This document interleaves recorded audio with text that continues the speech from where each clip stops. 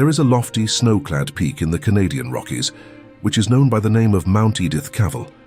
It was named in the year 1915 to enshrine the memory of a noble woman who in the First World War laid down her life for the love of humanity.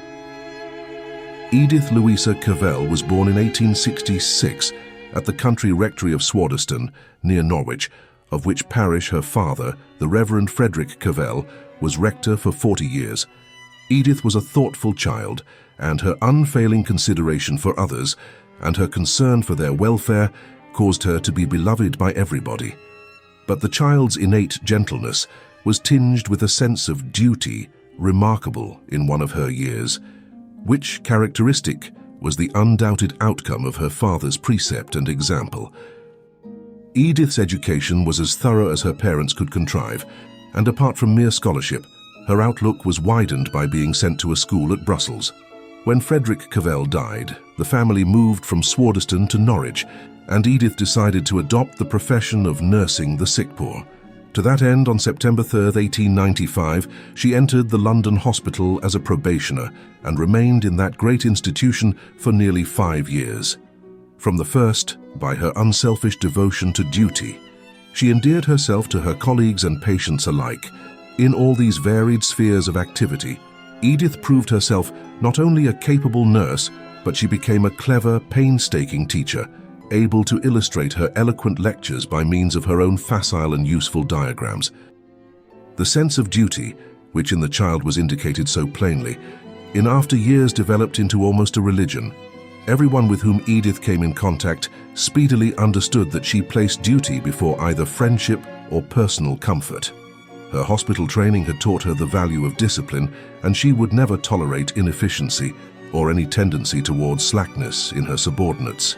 As a surgical nurse, her skill was remarkable, but her undoubted forte was the power of organization, which is almost rare compared to mere cleverness in the technical details of nursing. Her absorption in her calling and her outwardly stern and reserved demeanor sometimes caused Edith to be misunderstood. But those who were fortunate enough to serve under her quickly came to learn to admire her, equally as a nurse and a kind woman. She returned to Belgium in 1900 to take charge of a training school for nurses in a suburb of Brussels. The establishment of such a school was a bold experiment, for Belgian women of good birth and education were accustomed to look upon earning their own living as a loss of caste. She threw herself into her work with great devotion, and in a few years made it a real success. Quiet and unassuming, yet determined and courageous, Edith continued her good work, which was bound to have a marked effect on the future of the Belgian nursing profession.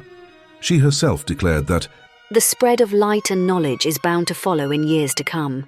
The nurses will not only teach, as none others have the opportunity of doing, the laws of health and the prevention and healing of disease. They will show their countrywomen that education and position do not constitute a bar to an independent life. They are rather a good and solid foundation on which to build a career which demands the best and highest qualities that womanhood can offer. In addition to her arduous lectures throughout the day, she gave 4 lectures to the doctors and 2 to the nurses every week. She always attended the operating theatre herself. Although Edith was intensely happy in her work in Brussels, she always looked forward with positive joy to visiting her aged mother, with whom she spent every possible holiday in England. Suddenly the great war cloud burst. Edith Cavell was in her mother's garden weeding a bed of flowers when she heard the news. She needed no soul-searching to decide where her duty lay, and without hesitation she returned to Belgium, where she had an intuition that she would be wanted. Events moved with startling rapidity. It was on August 4th that the German troops commenced to swarm across the Belgian frontier. Liège was attacked with a fury and violence that fortresses hitherto considered practically impregnable could not withstand. News came that the Belgians, worn out and weary, were unable to hold back the oncoming horde. In the evening, August 20th, came word that the enemy were at the gate. At midnight, bugles were blowing, summoning the civic guard to lay down their arms and leave the city. As we went to bed, our only consolation was that in God's good time, right and justice must prevail. Although Edith was an Englishwoman, and her sympathies were claimed for the people within whose gates she had labored for 8 years, her great heart could feel compassion for the physical sufferings of the invaders, for the article continued. We were divided between pity for these poor fellows, far from their country and their people, suffering the weariness and fatigue of an arduous campaign, and hate of a cruel and vindictive foe, bringing ruin and desolation to a prosperous and peaceful land. From that date, Edith was incommunicado, enveloped in the fog of war. Nothing was heard of her for 8 months, although she had arranged to act as special correspondent to the Nursing Mirror.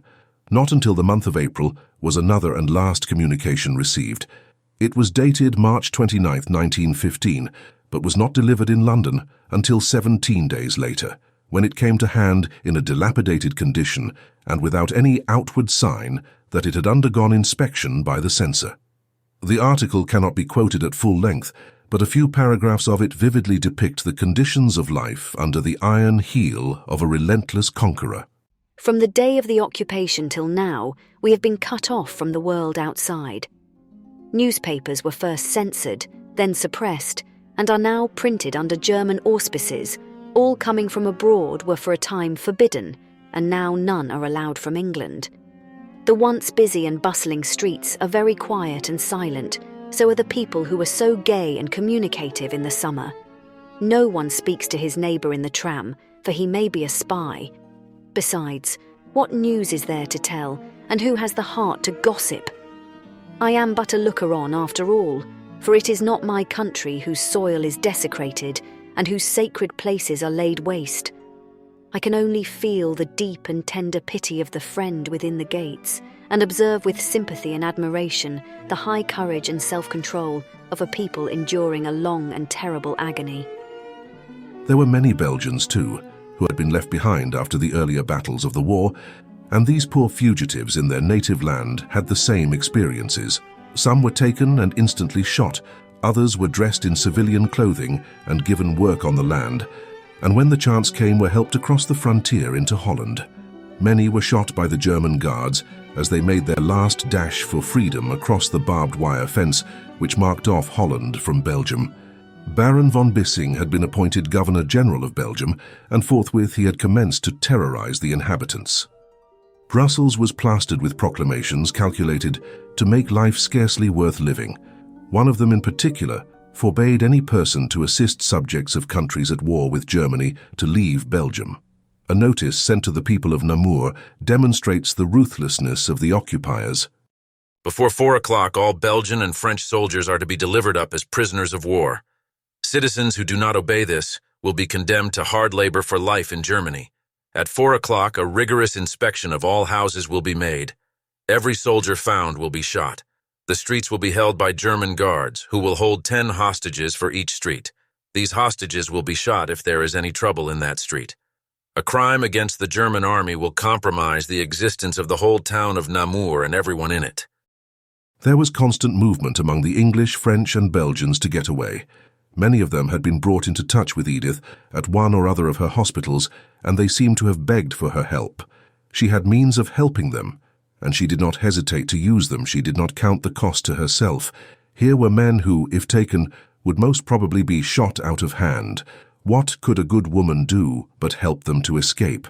She would thereby break the German military law, but she would be faithful to the higher law of kindness. It did not take long for clever German spies to ascertain that the English nurse had supplied British, French, and Belgian refugees with food, clothing, and money, and had connived, if not actually assisted, in their escape across the frontier into Holland. Spies were ordered to watch her. One of these men, it is said, went to ask her to help him to leave the country. She listened to his story, promised to help him, and then, in accordance with his duty, he betrayed her to his higher officers. On the evening of August 5th, Edith was engaged in treating a wound of one of the invaders, when a knock on the door resounded through the quiet hospital. Not waiting for admission, half a dozen German soldiers burst open the door with the butt ends of their rifles and entered the ward. The Englishwoman demanded to know the reason of the brutal exhibition of authority. The bullying corporal's instructions evidently included nothing in the way of explanation. In the military prison, she was closely confined, and no one was allowed to see her. She was considered a most dangerous person, as indeed she was when it was a question of mercy and pity before obedience to a brutal law. The course of her interrogation was terribly reminiscent of the methods of the old Spanish Inquisition. True, Edith was not subjected to actual physical torture, but the mental strain was calculated to break down anything in the nature of obstinacy. She was cut off from communication with the world outside the jail as completely as if she were dead, and often she had to face interrogation by brutal and implacable enemies who sought not to do her justice, but only to assure her condemnation. She boldly avowed to her accusers that she had nothing to conceal. The last thing to have entered her mind would have been to attempt to mitigate her offense by lying. Not only did she admit the charges against her, but she related incidents about which her inquisitors had but the most fragmentary particulars, or even only flimsy suspicions. She did not hesitate to supply dates and details for which the spies had sought in vain. The German authorities made no public announcement of the arrest of the English nurse or any of her alleged associates. 3 weeks elapsed before Edith Cavell's relatives in England heard of her arrest from a chance traveller who had come to England from Belgium. The news was communicated to the Foreign Office, and on August 26th, Sir Edward Grey requested the United States ambassador in London to make inquiry of the United States minister at Brussels whether the arrest of Edith was an actual fact, and if so, the reason assigned for it. Brand Whitlock was in charge of American affairs in Belgium. He wrote to the German officers and did all he could to get a fair trial for the lady. The Germans said that no one would be allowed to see Edith, but that she should have a trial in accordance with the soldiers' law. So Whitlock was told that Edith had said that she was guilty, that she had hidden in her house French, English and Belgians who were anxious to get away from Belgium, and that she had given them money and other help, sometimes providing guides to conduct them to the frontier. The response from the Germans stated that the accused admitted that she had facilitated the departure from Belgium of British, French and Belgians of military age. Her defense was in the hands of Advocate Braun, who was in touch with the competent German authorities. As for visiting the prisoner, that was quite out of the question. Although time was now pressing, 7 weeks having elapsed since the arrest, Advocate Braun wasted several more days before he put in an appearance at the American Consul's office, which certainly indicated no energetic interest in the unfortunate prisoner. This casual attitude became understandable, as by degrees the German plot disclosed itself. Braun's next tardy step was to inform the American legation that owing to unforeseen circumstances, he was unable to act further on behalf of Edith, whose personal friends had besought his assistance, but he had arranged for another Belgian lawyer to defend the prisoner. The legal advisor to the American legation was astounded to learn that the prisoner's new advocate was ignorant of the details of the charges against her, for the German military code did not permit him to see his client before the trial, and he was not allowed to inspect any documents in connection with the case. Her trial began on October 7th. The secret court-martial was held in the Brussels Senate House, where 35 persons were charged with similar offences. The court-martial was not likely to be a long and tedious affair, for the prisoners had been questioned and cross-examined ad nauseam long before this final stage, and in most cases the accused had signed depositions admitting their guilt. When Edith was called upon to plead, she mastered her physical weakness and serenely faced her accusers. In gentle accents, she asserted that to the best of her belief, she had but served her country, and so far as that was wrong, she was ready to take the blame. As the anonymous military judges deliberated, Edith probably thought of cases in English history where women had been found guilty of military offences and had been imprisoned, and the punishment seemed light when she thought of the young lives that she had saved. Perhaps she was as much surprised as were many other people when she was sentenced to die. Before sentence was passed upon her, she was asked why she had helped soldiers to go to England. She replied quite simply that she thought if she had not done so, they would have been shot by the Germans, and she considered she only did her duty to her country in saving their lives. The order of the court was that she should be shot the next morning at 2 o'clock. The reports of the actual execution are sparse and unreliable. One states that the members of the firing squad all intentionally missed their target and an officer had to shoot her himself. Another claims she fainted before being attached to the restraints and was shot while unconscious. A third reports that she refused the blindfold. It is most likely that Edith conducted herself with her usual calm demeanor and that the execution was carried out without incident. The only announcement of Edith's death received by her friends and pupils was through a poster displayed on the walls of Brussels, boldly announcing that the execution had taken place, and letters which were addressed to them the day before she died were not delivered until a month afterwards. The place of her burial was kept secret. The execution of Edith Cavell roused great anger throughout the world. British and French soldiers fought with greater courage with her name upon their lips. From every country came protests against the shooting of a woman whose only military offense was that she had followed the promptings of a tender heart. But amid anger at the executioners of this noble lady, let us not miss the true lesson of her splendid life and her heroic death. She loved England. That was made quite clear in all that she said and did. She loved the friends of England too, all those who were fighting for the same great cause. That also was perfectly clear. But mark well that noble utterance spoken on the last evening of her life. This I would say, standing as I do in view of God and eternity, I realize that patriotism is not enough. I must have no hatred or bitterness towards anyone.